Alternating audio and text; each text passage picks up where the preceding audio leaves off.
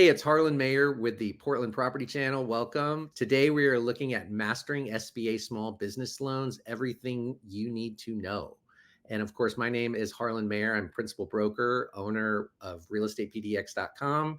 And me and the folks that I interview on this channel, I look at them as wealth and lifestyle advisors, helping you to become lifestyle rich, because that's really what you need to do in this economy.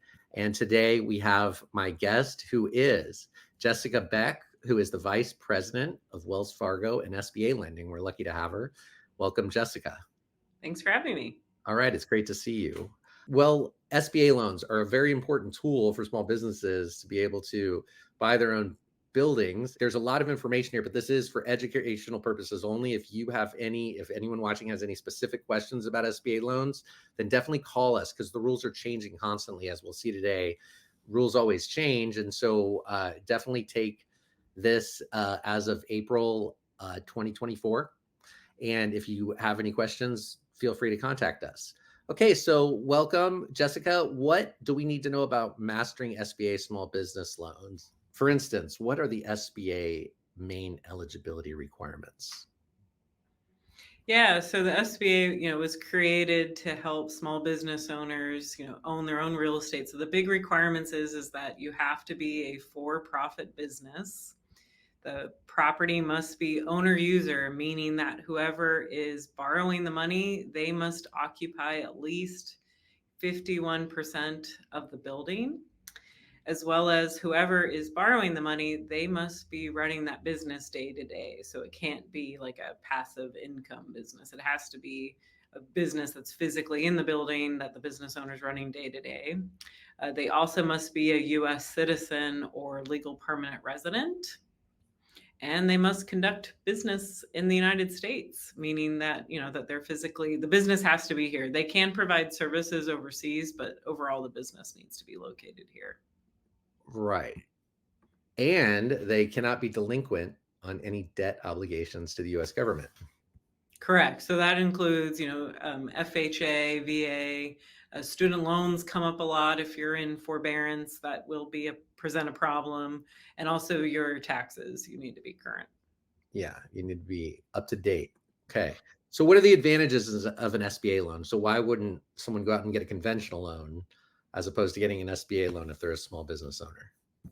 Yeah, the biggest benefit is that it's a significantly lower down payment. So when you're purchasing a building conventionally, most conventional lenders are going to require at least 25% down for conventional lending.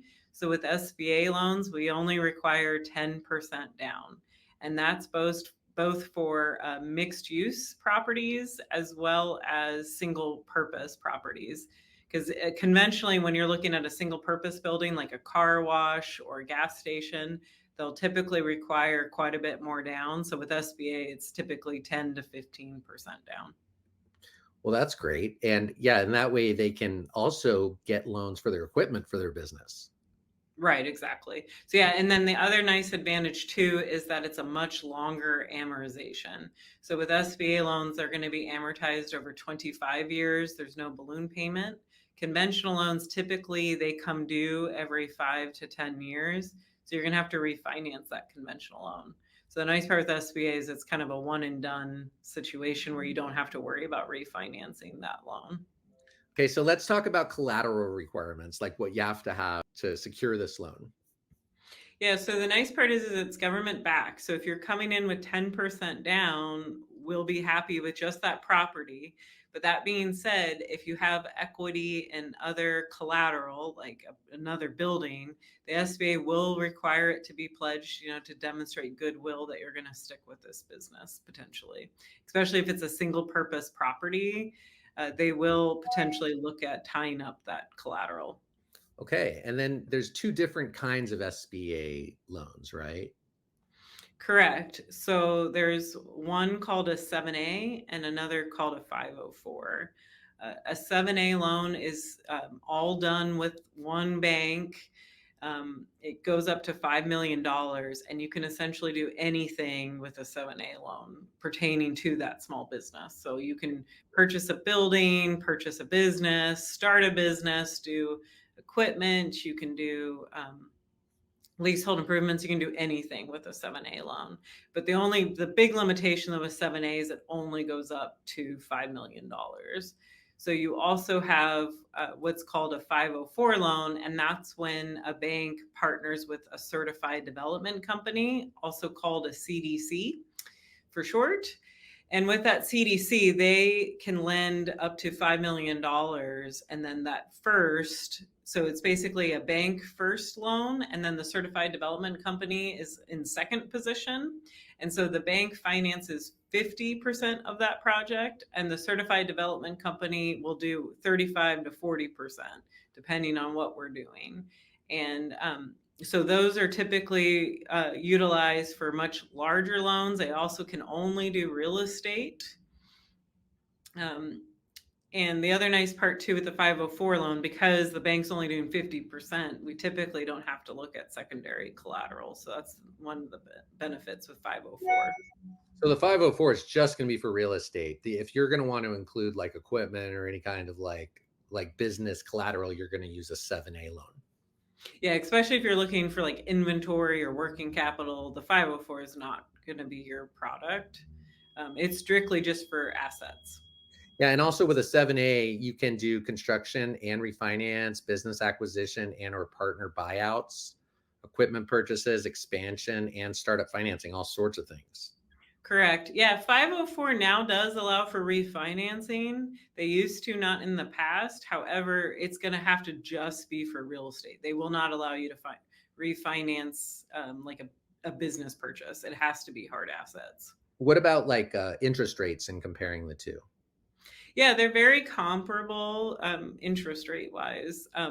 Typically with a 7A lender, most are going to offer adjustable rates. That's one thing that's an advantage at Wells Fargo, is that we do offer fixed interest rates on both 7A and 504, because that's often why at another bank you'll see that they'll want to offer 504, is that it's a conventional first. So most people will offer fixed rates on the conventional first of the Gotcha. 504. Okay, and so then you have a two loan structure in tandem with the Certified Development Corporation. That's a 504.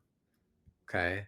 And again, just to go over that, 50% of the project with Wells Fargo, 40% of the project with a CDC up to 5 million, and then 10% of the project from borrower cash injection. Is that required? Yeah, always with SBA, it's always a minimum of 10%. You're never going to get with less than 10%. Correct.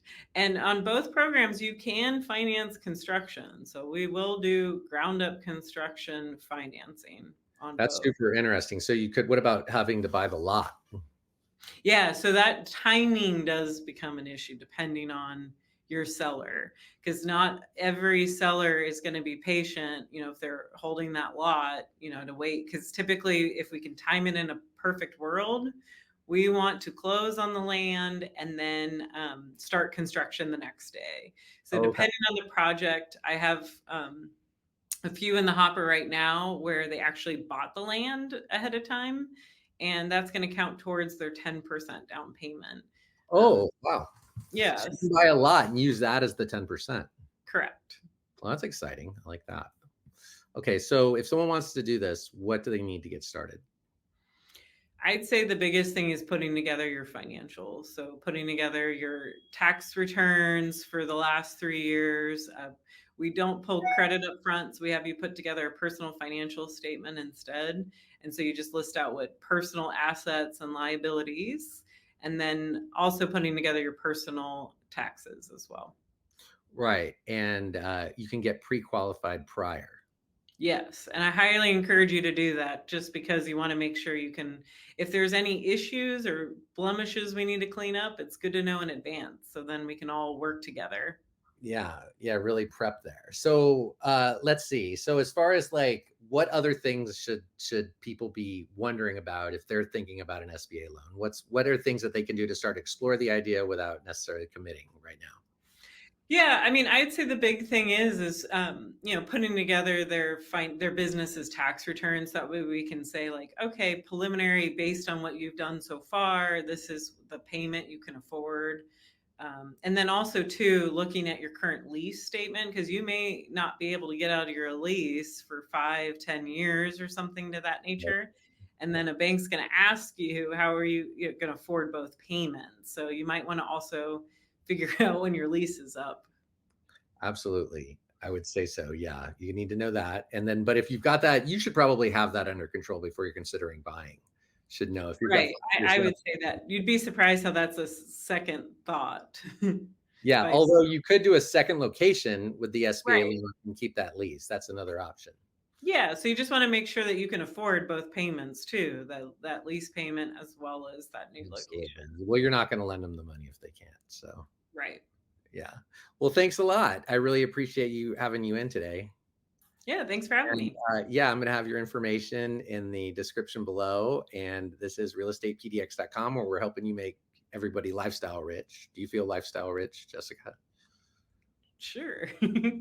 I wake up breathing every day. I feel a little bit rich. Okay, it was fantastic seeing you. And thanks very much. Thanks.